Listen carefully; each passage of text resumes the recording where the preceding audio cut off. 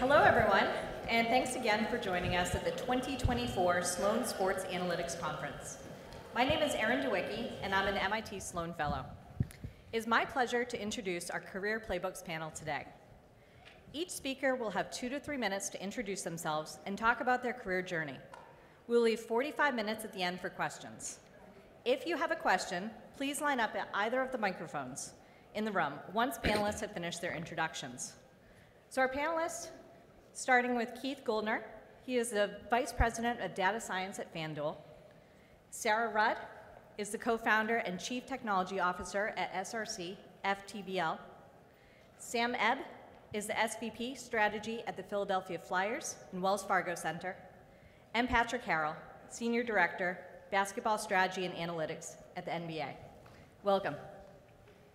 Cool. So Keith, if you don't mind starting us off. Yeah, thank you. So like she said, I'm the Vice President of Data Science at FanDuel. I run the sports modeling and innovation team. We are the team that builds data science models to help price up the sports book. How I got into this field and sports analytics in general, my background is very much on the data science and software engineering, math side of things. I was a math major in school, didn't really know what I was going to do, thought maybe actuary or math teacher, and a buddy of mine recommended the book The Blind Side to me that later turned into the Sandra Bullock movie. A huge football fan, huge sports fan in general. There was a study in it about how passing was much more efficient than rushing in the NFL, and this guy used math to show it. And I thought that was something that I believed, but never thought about using my major to do that. I reached out to the author. He's actually at this conference still. He's a speaker here. His name is Ben Alamar. He had just started working for the Oklahoma City Thunder after they moved from Seattle. And I basically just said, do you have any advice or opportunities? I didn't know that this was a field at all. One thing led to another. I ended up interning while I was an undergrad for him. He told me to come out to this conference. A recurring theme you'll hear in this short story is I've been very lucky, and a lot of it has come from this conference. He introduced me to the first couple of people in the industry to help me kind of grow my network. I ended up interning at the 76ers and at ESPN. Once they saw that I had the Thunder on my resume, it kind of legitimized my resume. And then coming out of school, I was trying to decide. I came to this conference, and this guy got my name out of the resume book, and he was starting a new startup company called Numberfire that was basically using sports analytics and data science models to help people with fantasy football and fantasy sports. I was trying to decide between going back to ESPN. I had an offer from the Philadelphia Eagles to go work for them, and this new job with Numberfire to help start this company. I'm actually from Philadelphia, huge Eagles fan. I ended up turning down the Eagles, which I'm happy to get into if people have questions about it, and went the startup route. One thing led to another. We ended up getting acquired by FanDuel in 2015. Pretty early on, while I was at Numberfire, again through this conference, the general manager of the Utah Jazz reached out to me because somebody that I had met at this conference that he worked with in San Antonio gave him my name, and so me and one other person kind of came on as the Jazz were starting up their analytics department, and I consulted for them for about 10 years, mostly stuff around the draft, modeling and tools for them to make decisions. And then when sports betting got turned on at FanDuel, we went from building daily fantasy tools and fantasy sports tools to, we'd already built predictive models for players and teams and games, and that was the commercial opportunity. So kind of pivoted to work on the sportsbook side of the things, and since then our team has grown a ton. I'm not doing very much technical anymore. I still touch the code every once in a while, but for the most part my job is to make sure that the extremely smart and talented people on the team are happy, we're hiring well and retaining talent and that sort of thing. So that's kind of how I got to where I am now.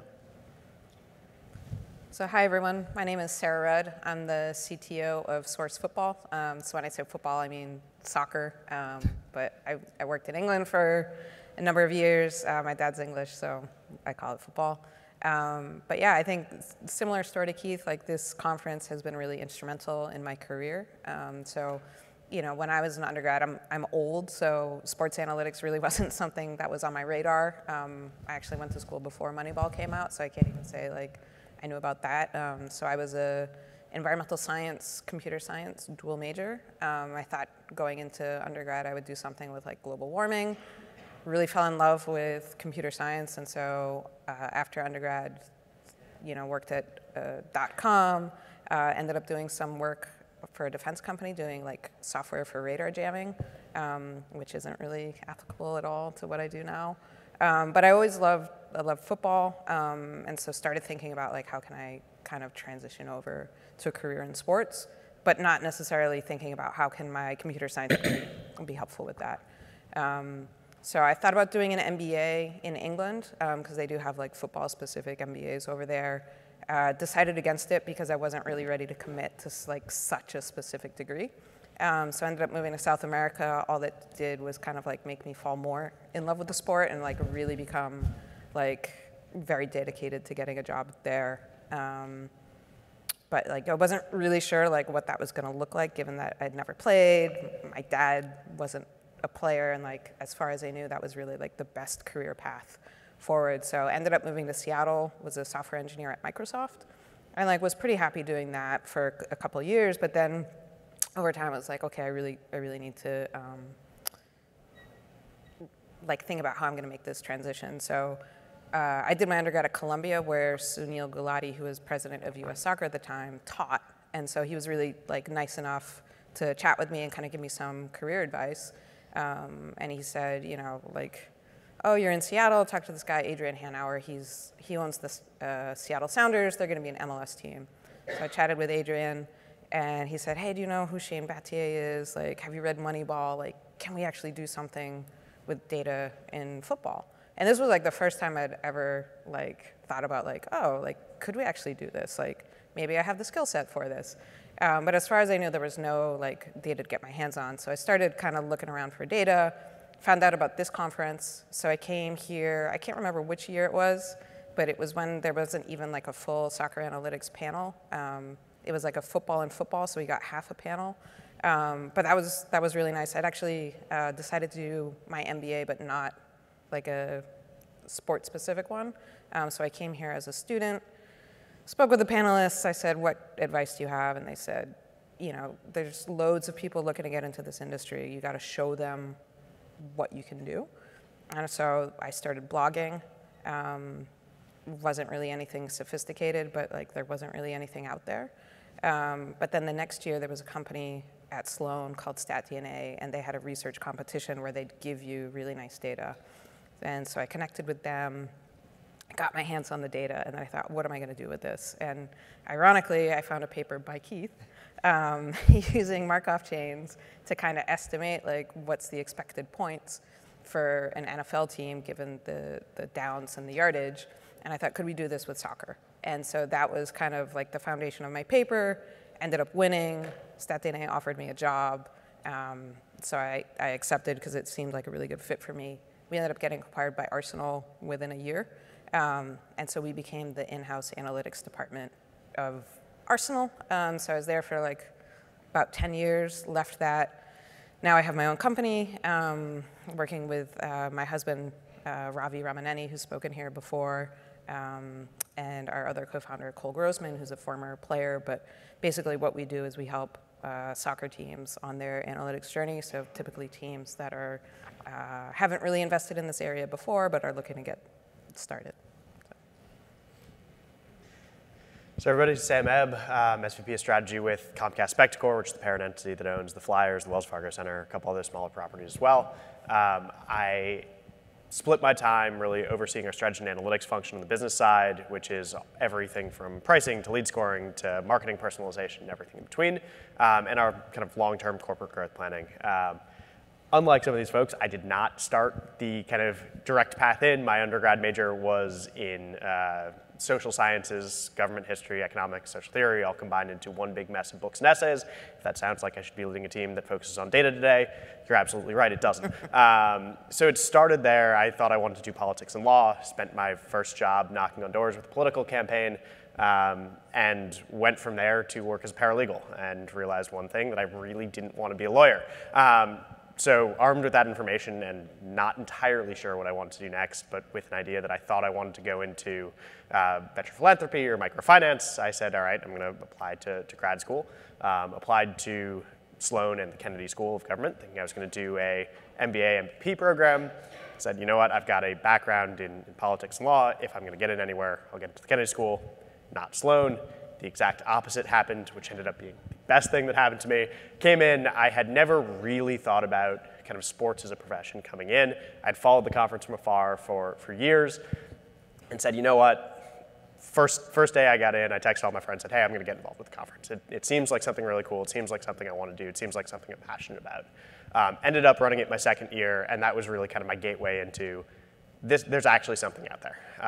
Now, for me, I made the decision that I didn't think I had something to bring to a team yet. So I went the management consulting path, spent a couple of years with Deloitte, splitting time between the sports practice. Sports teams are small organizations that don't always have the budgets to hire big management consulting firms, so we did a lot of work with leagues and governing bodies. For me, I knew I always had that itch to get over to the team side, to really get my hands dirty, to work on the operational side of the team. So an opportunity came up with Comcast Spectacor and the Flyers. A new president came on board. She had a consulting background. Was looking for somebody to build our team from the ground up because there really wasn't anything in place at the time. Wasn't afraid of bringing somebody in who wasn't traditionally in sports. So brought me on board. That was 5 years ago in the summer of 2019. It was great, came in, the Flyers were a good hockey team, and then the world ended. So spent the next 12 months building a holiday light show in our parking lot and trying to do everything that could keep our team all together and working towards our goal. Came out of the pandemic and have built our team from 4 when I got there to 10 today. We're expanding into a mixed-use development that we just released news about over the last week. So really trying to grow our footprint and kind of what we're doing as a portfolio of companies today. And I'm Patrick Harrell. I work as the basketball data science and scheduling lead at the NBA League office. And basically what that means is that my team is responsible for the creation of the NBA game schedule as well as analysis of on-court data to potentially suggest rules changes or sort of competitive structure changes to the league. I've been there for about 7.5 years now. I started in August of 2016 as a what's called a project employee. It was a 10-month contract position.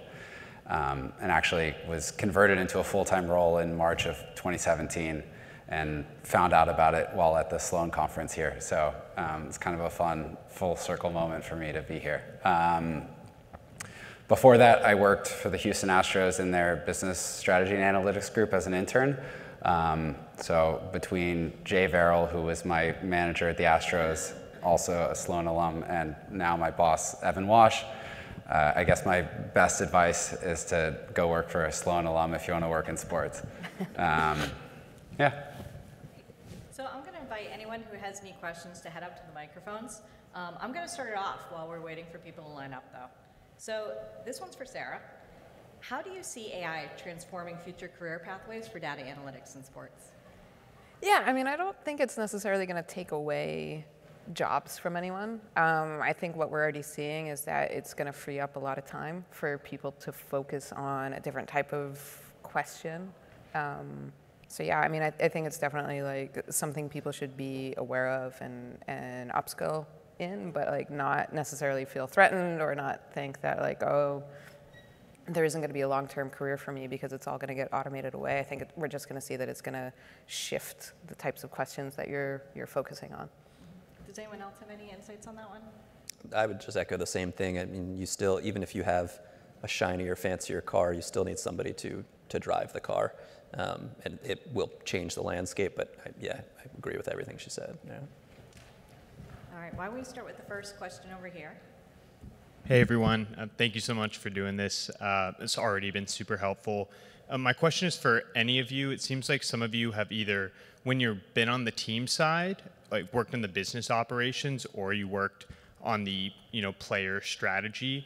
If you could speak to the decision to pick either of those sides, and if you considered the other side, and just the challenges that might have arisen in either situation.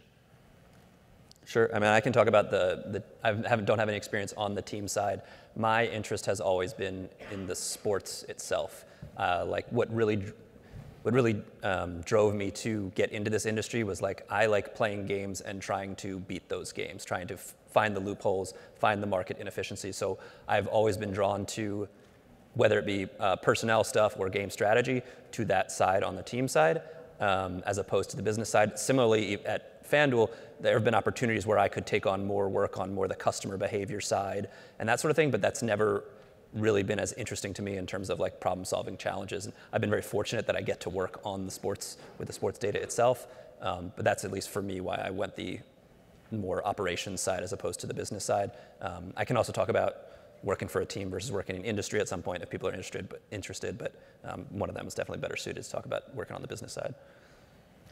I mean, from my side, it's always fun to play armchair GM and sometimes sit down with our GM and play armchair GM sitting next to him, and he tells me all the reasons I'm wrong, and that's why I'm on the business side, not the team side. I have the passion for sports, but I don't necessarily have that deep expertise that a lot of the people who have been spending their whole lives, their whole careers, from the point where many of you are sitting, getting really deep into the nitty-gritty and the details of the nuances of a specific game or specific sport or specific part of player development or player training.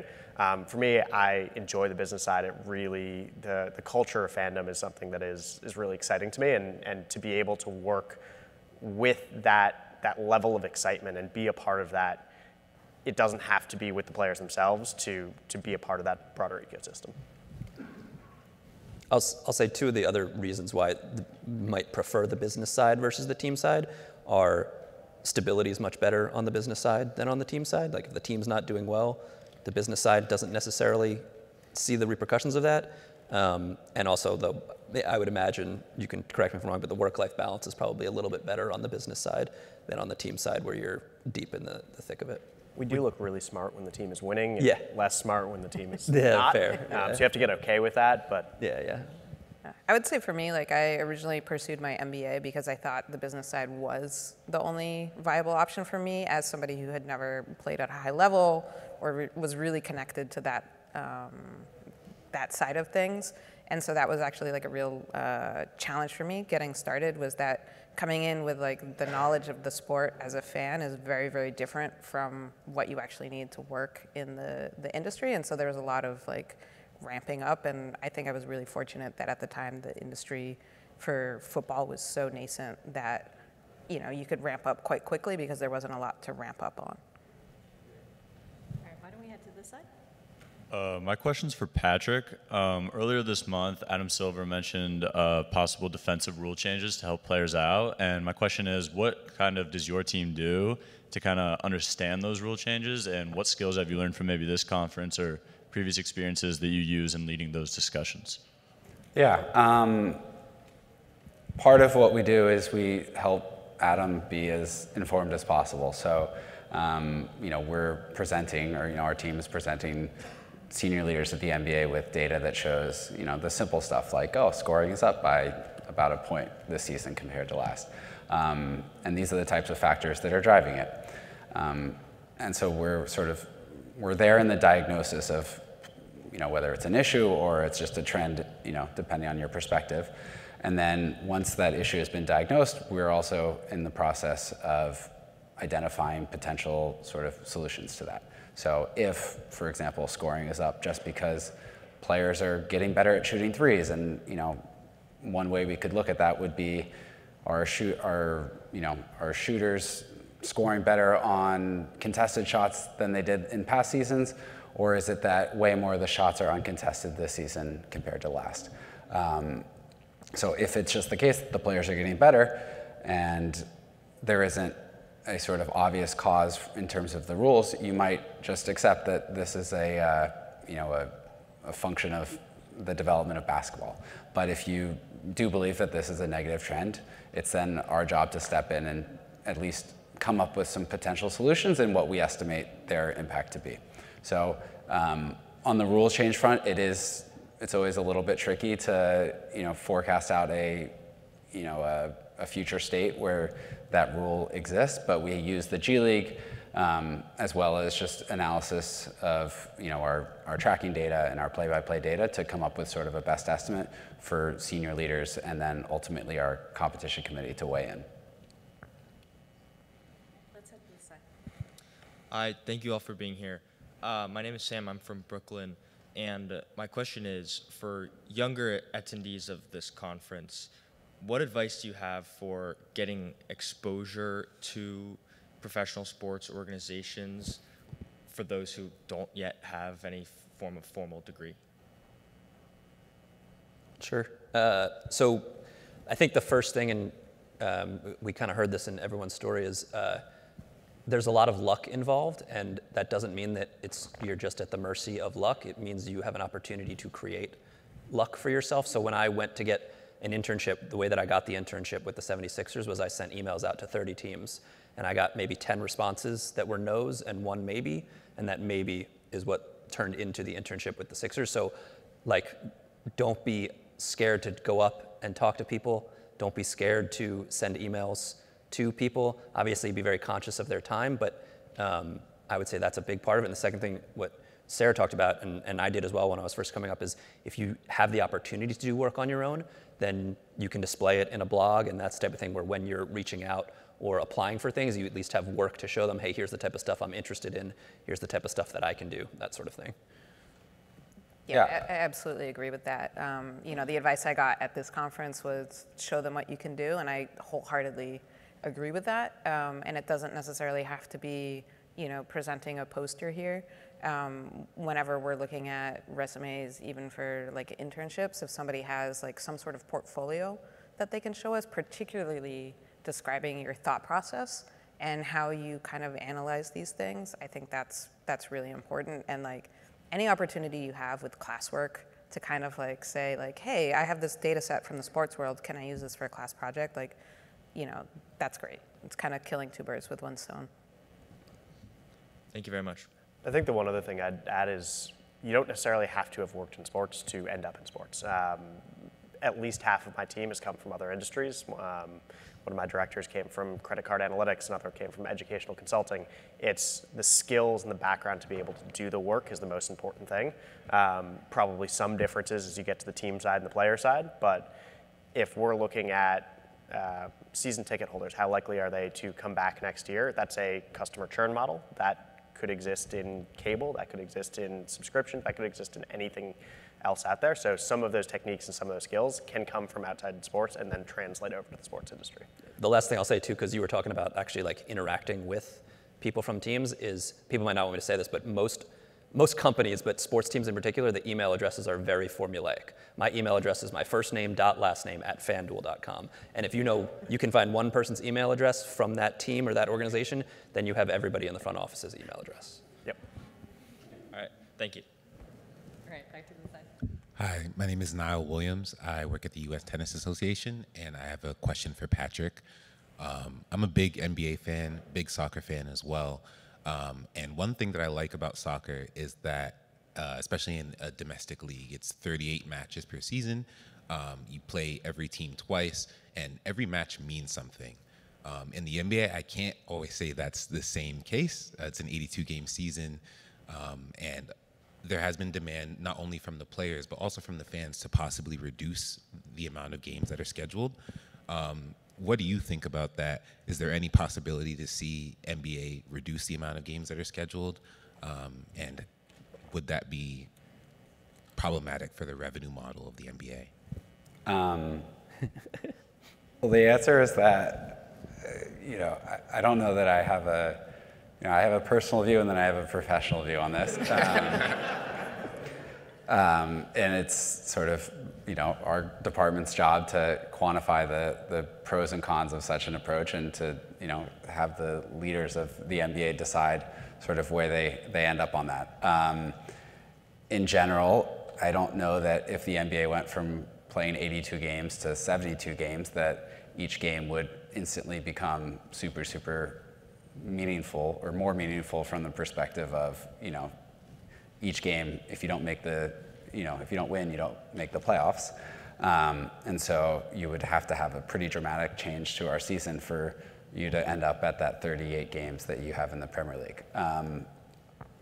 It's one of those questions that there's a bunch of factors, and you look at game density, we could definitely reduce the number of back-to-backs. You could potentially, build in more sort of viewing around appointment viewing, sort of like the NFL, if you did that type of approach. But you're balancing that against the downside of fewer games for tickets, et cetera. And so it's just our job to help quantify each of those different impacts for the league. Could I also get the personal answer? We'll talk in the hallway after. Sounds good. Thank you.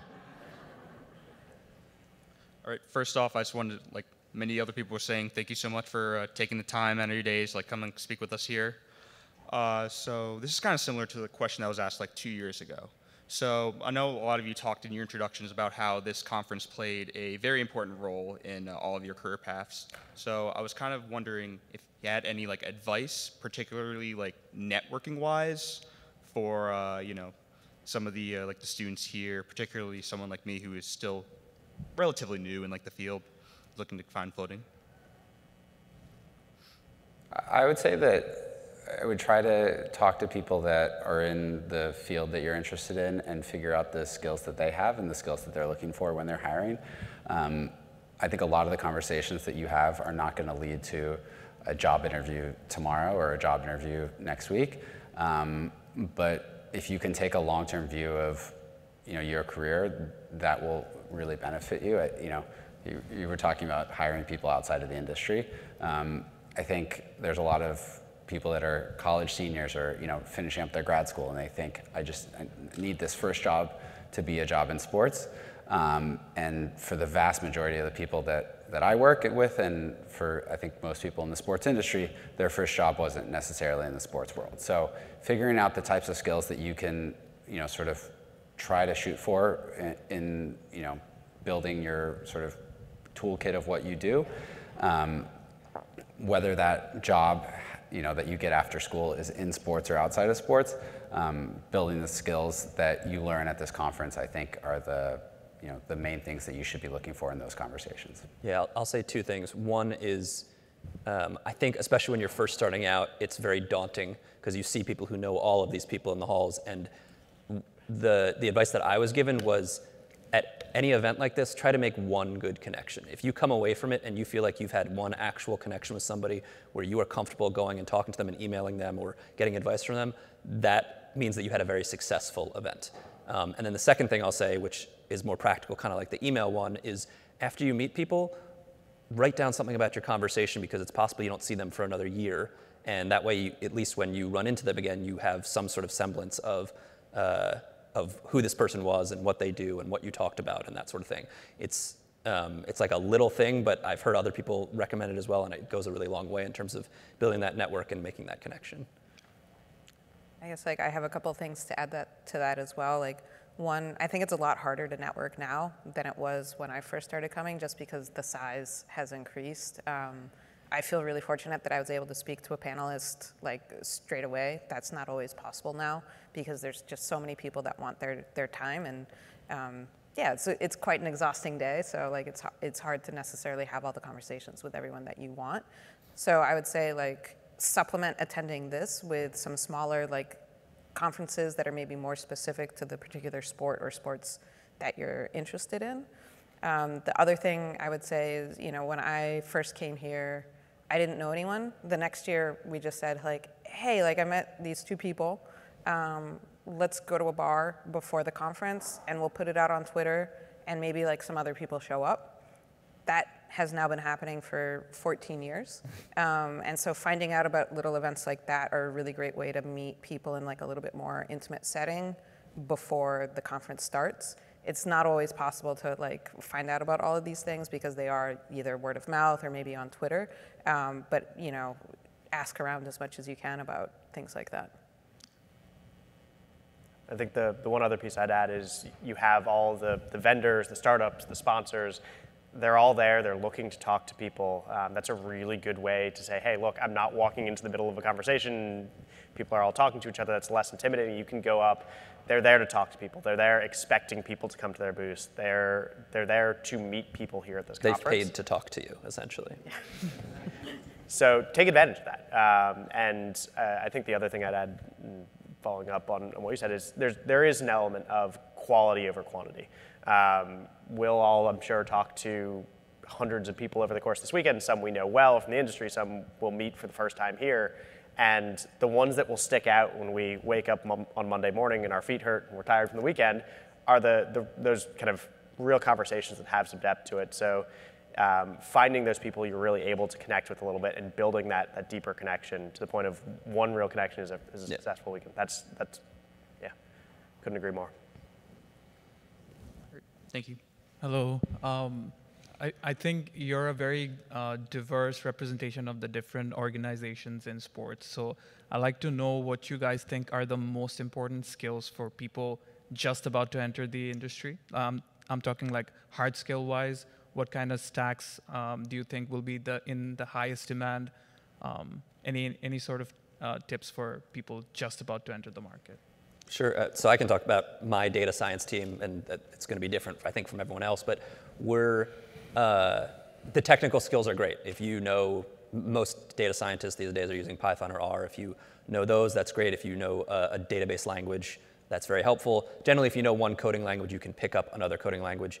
When we're hiring, I'm looking for problem solvers. I'm looking for people who are looking at sports and they're thinking about the edge cases and asking the right questions. I know people that can do that, can pick up coding languages. Now, again, it's a huge bonus if you have somebody who comes in and knows object-oriented programming and can code in those sorts of languages, but those are the hard skills, and the softer skills is more like, how do you think about things and how do you problem solve, that sort of thing.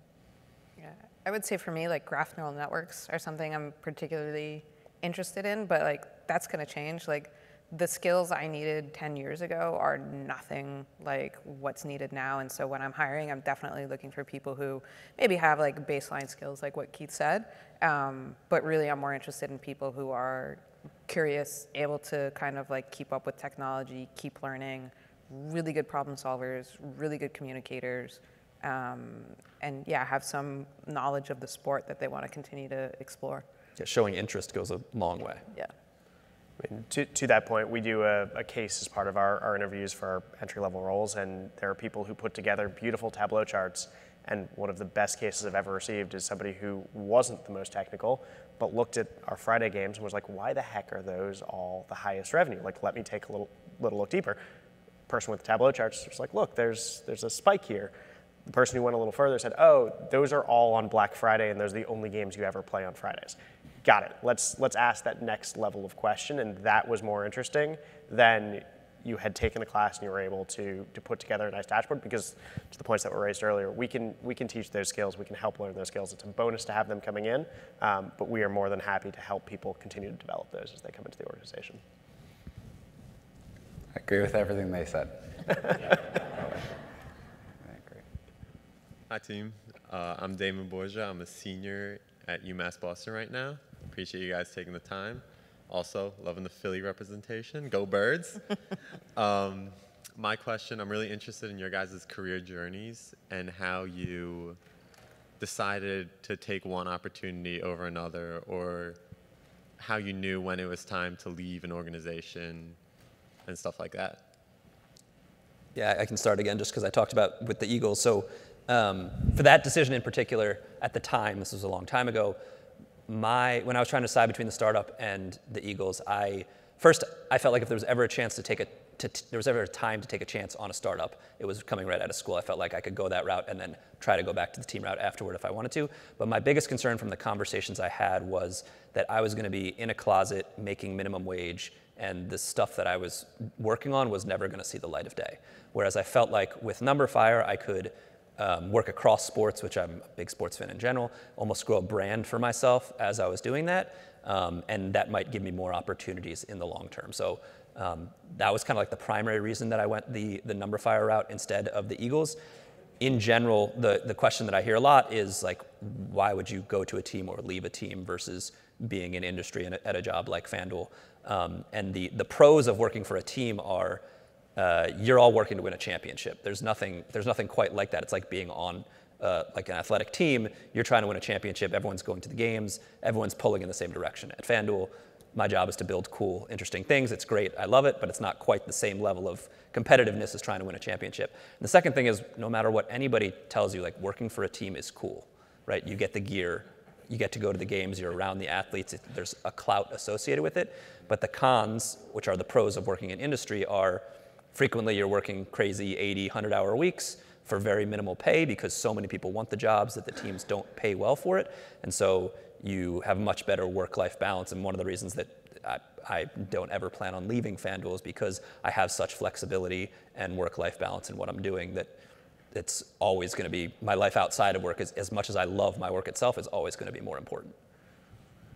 So for me, when I entered the StatDNA research competition, like the prize for winning was you got to present at NESSIS, the New England Symposium for Statistics and Statistics in Sports. Sorry, and so presenting kind of this like novel research on soccer in that setting, like I got a lot of opportunities coming my way, and so I had to choose like what's the next best step. And so the reason I went with StatDNA is because they were doing their own data collection. And I thought they were doing really cool data collection and that this was a really big competitive advantage. The CEO, Jason Rosenfeld, like even told me, he's like, oh, my exit strategy is to get acquired by Arsenal. And I laughed in his face. I was like, that's outrageous. Like, that's never going to happen. So that wasn't even like factoring into my decision. I just wanted like cool data that I could get my hands on because I knew that was like going to be a competitive advantage. And I thought this company was going to be really successful. So that's why I chose that opportunity. Why did I leave Arsenal? There's a lot of factors that went into it. I think one of the cons of working with a team is that it can be really frustrating depending on, changes in leadership. You might be working towards something that's going to be really impactful, and then there's a change in people above you, and all of a sudden that's kind of a dead end, and you just don't feel like you're having the impact. For me personally, I was there for 10 years, working for the same team, same league. There's not a lot of turnover in staff, so you're working with the same people, and they're all wonderful. But at a point, you feel like you're not growing as much, and so it was kind of like I need to step out of my comfort zone and continue to grow. Even though I'm, getting more and more senior in my career, I still felt like I needed to experience something new. Yeah, I think one of the things that people told me early in my career, and as I went through, I realized how true it was, is who you work with is often as important as what you're doing.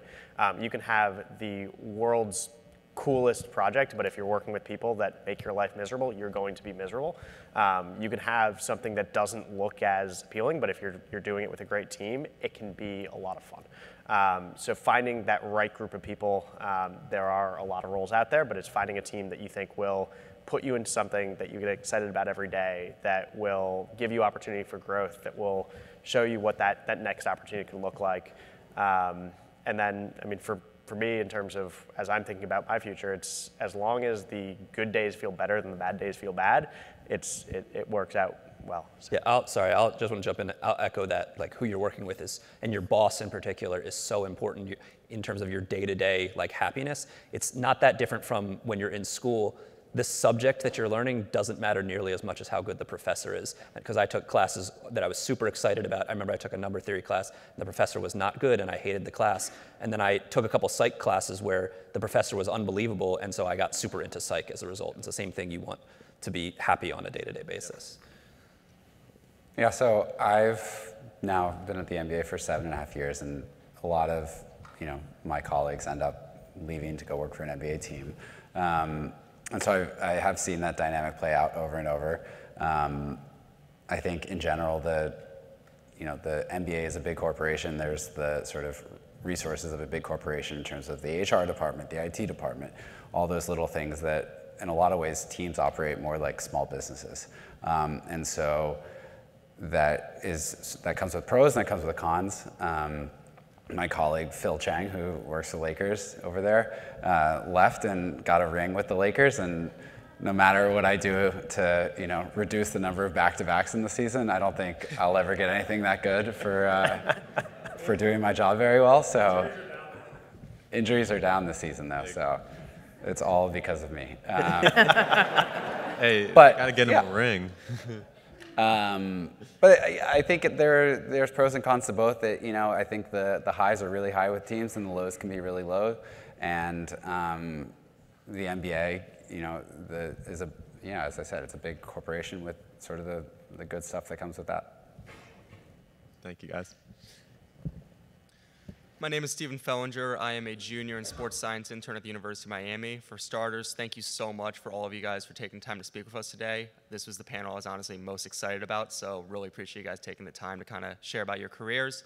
My question is, as the world is getting more and more data inclined and data advanced, obviously there's always room for growth in this industry, but how do you kind of maintain a competitive advantage over your competitors that now are just as interested in the data, have as much access to the data? How do you maintain that competitive advantage?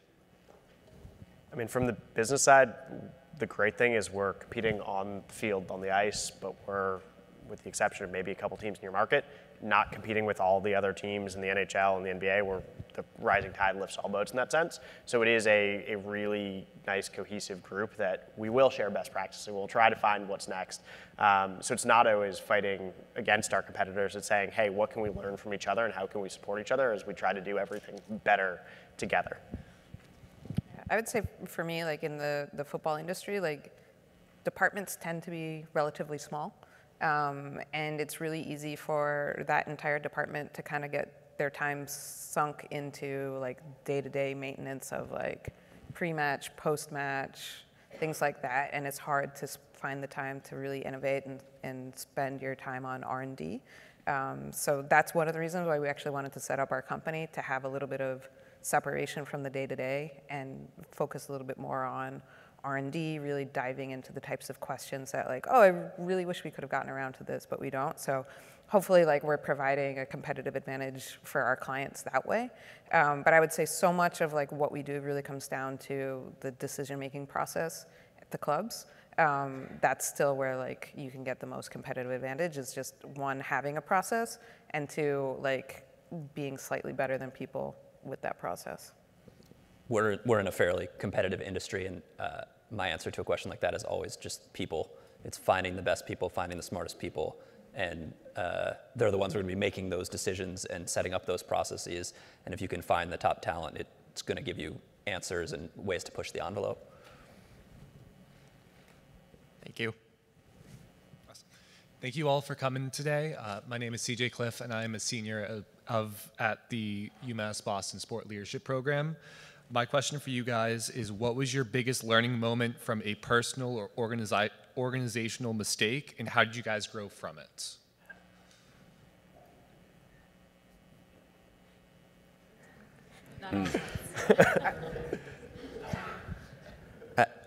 Yeah, I don't have anything that like springs to mind as like here was a.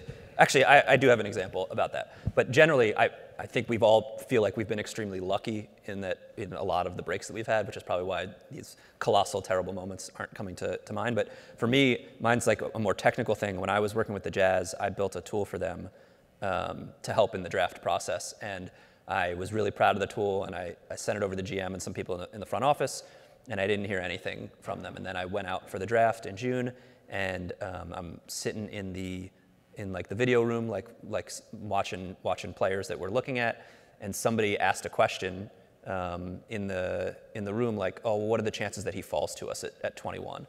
And I was like, well, that's the exact tool that I built for you all, was to help answer this. And it was a very, like, even though I thought that I was very good at communicating my ideas, it was a pretty big wow moment for me to be like, okay, I clearly did not do a very good job, and as a result, this tool that I thought was awesome had absolutely no value because I didn't communicate it properly. And I think about that all the time whenever we're presenting anything to stakeholders, is how important it is to make sure that the communication is good and people understand the purpose of what you're trying to do and the value.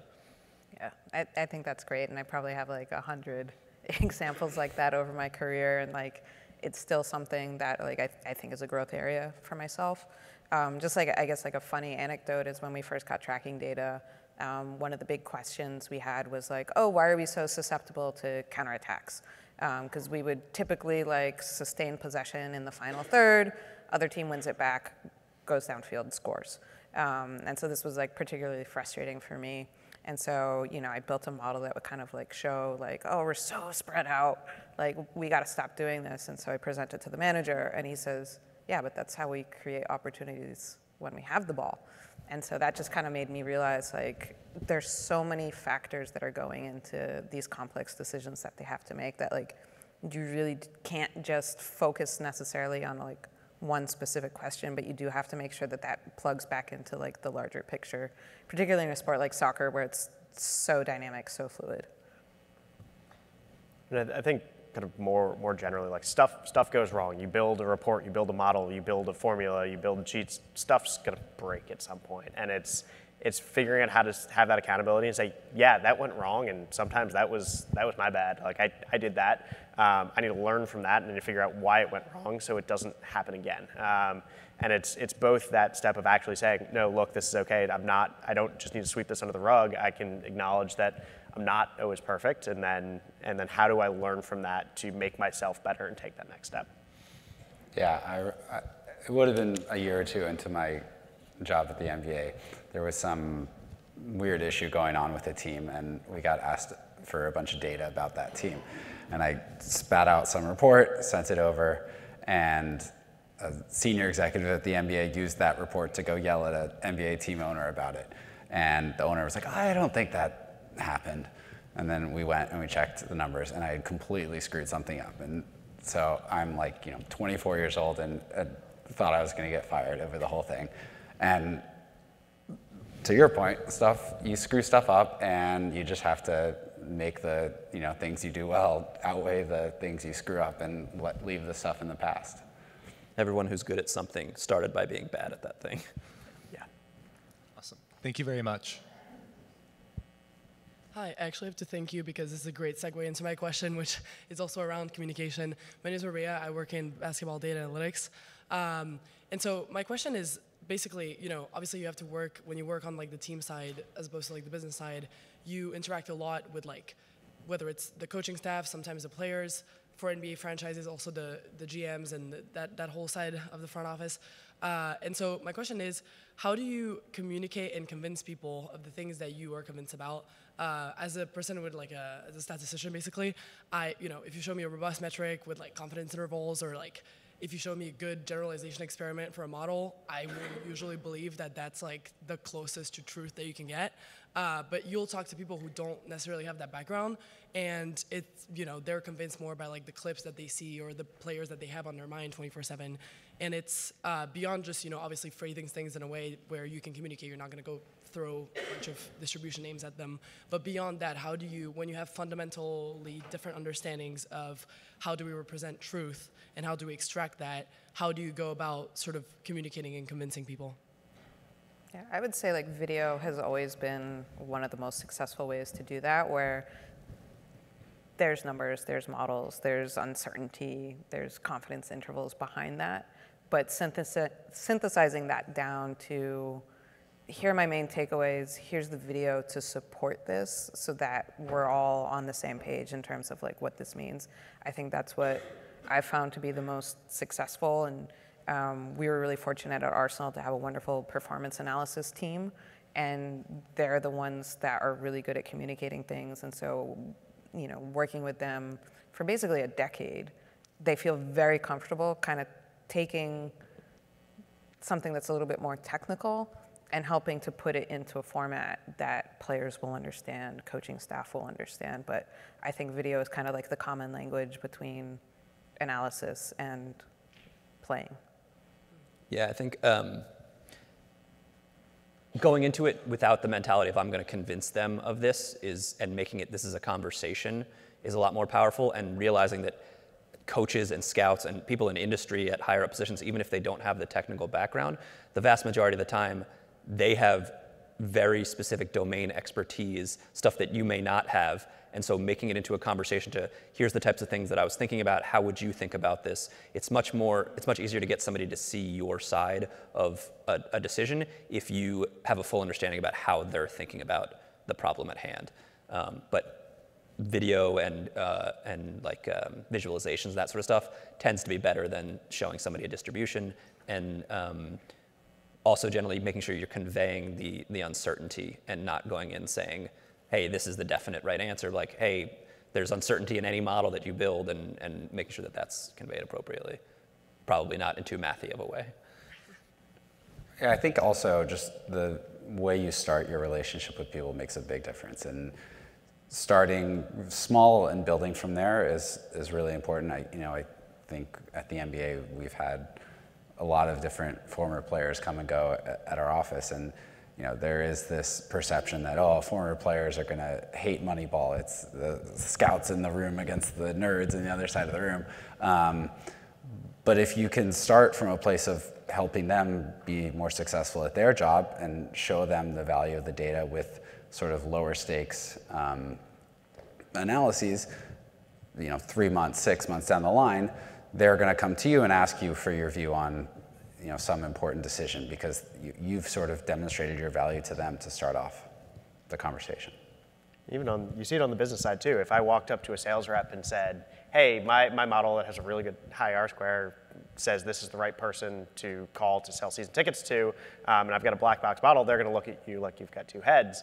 Where if you say, all right, this person has come to 3 games, they live within 5 miles of the venue, they have a high enough income to support season tickets, you don't have to talk to them about the different model weights and how that all comes together to inform why this person's a good target, but you've put it in terms that they can understand and appreciate, and they will then buy in and say, okay, this works, and then, of course, it has to work. You get that further buy-in by proving the results, and they say, all right, I'm selling more than I used to. I now trust them more, and the next time they come to me and they say, hey, I've got a new batch of these are the best leads we can get you, they'll believe you, they'll buy in. It's that continued reinforcement cycle of building that relationship and continuing to deliver on what we promise. That makes sense. Like, there's definitely a question about interpretability and deep learning models and transformers and whatever is popular right now, and how you can build onto that, but I don't want to take too much time, so I appreciate your answer. Thank you so much. Hi everyone, thank you again for coming in. I'm Mike, I'm a sophomore at NYU, and I'm looking right now to pursue a minor in data science. So I guess my question is, is there a technical skill within a data scientist's toolkit that you feel is really undervalued or underrated that can make me a better professional? I think there's a lot of people that are computer scientists who dabble in data science, and there's a lot of data scientists that dabble in computer science. And in general, I think the latter, the data scientist who tries to be a computer scientist, can sometimes kind of struggle. And they sort of build these websites that don't work quite that well, that have sort of complicated models underlying them. So I don't know if this is exactly a direct answer to your question, but I would say whatever you focus on, just get very good at that one thing and don't try to do too much. I think a lot of the data science programs do programming and sort of data analysis on the back end, and sort of picking your path and trying to get really good at that is my advice. Yeah, I don't know that there's one thing that's oh, this data scientist is going to be great because of it. It's a lot of stuff that we've mentioned already. It's problem solving, so not just blindly putting a model up and saying, okay, this looks great. It's thinking about the edge cases and how that might work. I think you were kind of alluding to this, but having standard software engineering practices and that background goes a really long way in data science. Visualizations, being able to communicate the data is extremely important as well. So yeah, I don't know that there's one skill. It's kind of having the whole toolkit. I was going to say, learning how to ask the right question and figure out if you're actually modeling for the question you were asked. So if I asked you how many tickets we're going to sell in the next game, it's all right, let's take that a couple levels deeper. What do we actually want to understand? What are we solving for? And then you can take that toolkit, that technical skill set you have, and apply that to solve the right question. Because you can spend a lot of time solving the wrong question perfectly, and that won't actually get you to where you need to be. Hi, my name is Dante Goss. Thank you all. I'm from the University of Virginia. My question is just about how you find the right position for you in terms of, first, especially those couple years when you come after school, what advice you would have in terms of figuring out where you should go. Trial and error and good mentors. Look, you're not the same way. We'll look at hundreds of resumes for jobs and try and find the perfect person. We'll look at job descriptions and say, does that feel right? An interview is a two-way street, and you're trying to learn as much about the companies that that's interviewing you as they're trying to learn about you as a candidate. And it's an imperfect process. And one of the most important things I learned early in my career was some of what I didn't want to do. And that was as valuable as some of the things I learned that I was really passionate about and wanted to get deeper into. I'd say it's okay if it's not the perfect job. Those opportunities are rare, and I think, you know, given the opportunities that you have, like finding one that like at least has something interesting or promising in it is really important. But I think also figuring out what you don't want to do is really important. I mean, I did radar jammers for F-16s. Like, I don't want to do that. And knowing that was, yeah, it was important because then I, you know, completely changed a lot of things in my life. So yeah, just I think, you know, always, yeah, just be open to the opportunities that come your way and also look to make opportunities as much as you can.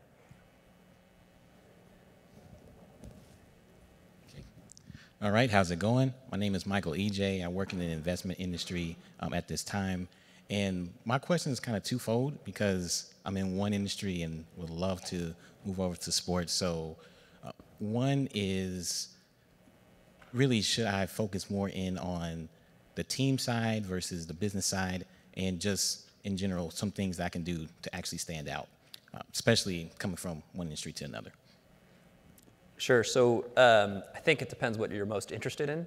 And I would say I've seen people come in and just be like, hey, I want to be in sports. And that's a lot harder for them to get a role than if they're like, hey, this is the specific type of thing that I'm looking for, because then you can talk to those people and learn more about it. The two like pieces of advice that I give about just getting a job in general, it's the same in any industry, is one is networking. So many jobs come because you're at the forefront of somebody's mind when that job opportunity comes out. And so slowly building out your network is super important, and not being scared to reach out to people and create those opportunities. And the second thing is, like, when I'm looking at resumes, because we see people who are trying to move over from other industries all the time, if you do something on your own, if you have the time to do something on your own, or you've done anything in sports, even if it's just a personal project that you worked at, that to me is way more important to be at the top of your resume, or an objective statement or whatever it is, saying this is the type of role I'm trying to get in sports, than me seeing whatever your previous employment was that had nothing to do with sports. I want to see that you're interested in this, that you've tried to do some work on your own, and the type of stuff that you've been able to do, and making sure that's front and center. That's just much more applicable to me hiring for my team than a previous role that isn't applicable in a different industry. Yeah, I would second that. And you know, the type of work that you do on your own, it doesn't necessarily have to be novel. There's a lot of really great work that's already been done, but I think there's a lot of value in recreating some of that work and learning from it and understanding, like, oh, why did they make these modeling decisions? Like, why didn't they just do this? Oh, when I actually got into it, I realized there were all these things I hadn't thought about. So, you know, if I see people that are building their own expected goals model, like, that's great. Like, that's been around for, you know, a decade or more.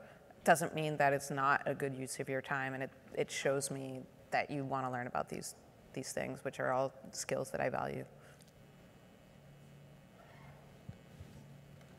Thank you. Good evening. So I just had a quick question about, like, what has been the most memorable experience that you've had in sports that kind of like drove your passion for contributing? And then have you ever considered leaving sports, and why or why not have you taken the leap, I guess? Thank you. When you say most memorable moment, do you mean as a fan prior to sports or working in the industry? Either project, position, kind of childhood memory, something. Red Sox winning the World Series no far now. No, I think there's something special to that connection that comes through from, my parents would joke, I learned to read by reading the sports page. So yeah, that Red Sox memory sticks with me, and it's the same side as when the Flyers were going to the playoffs for the first time, seeing those kids coming in and watching that last game before the world shut down in COVID, and it was a Tuesday night. The building was packed and people were losing their minds because they were having that same experience for the first time. So it's just a great thing to be a part of. I don't think it's my favorite memory, but my most distinct memory working for the NBA is living in the bubble in Orlando for 10 weeks in 2020.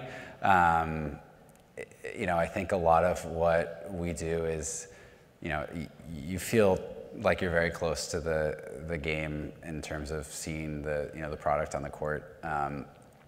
But this is about as close as possible. You open your door and some assistant coach from the Spurs is like shirtless next to you, and you're like, oh, I'm in a hotel now.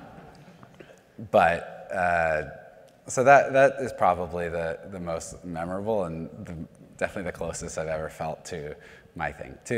Have I ever considered leaving sports? I think if you haven't, you're not being realistic about your sort of career. And I obviously haven't left the sports industry, but if you are limiting yourself purely to working in sports as like your end all be all, I think you're going to make a mistake, because there are a lot of trade-offs to work in the sports industry between the pay and the lifestyle stuff that they touched on.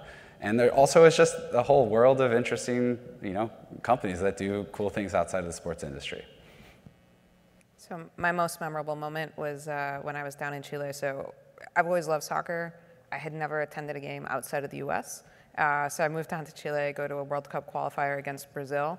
And that was just like something I'd never experienced before in my life. They got a 89th minute equalizer against Brazil.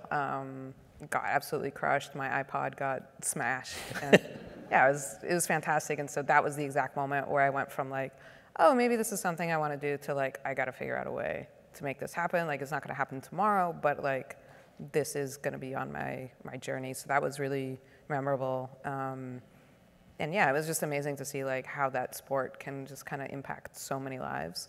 Have I ever thought about leaving sports? No. This is what I love to do.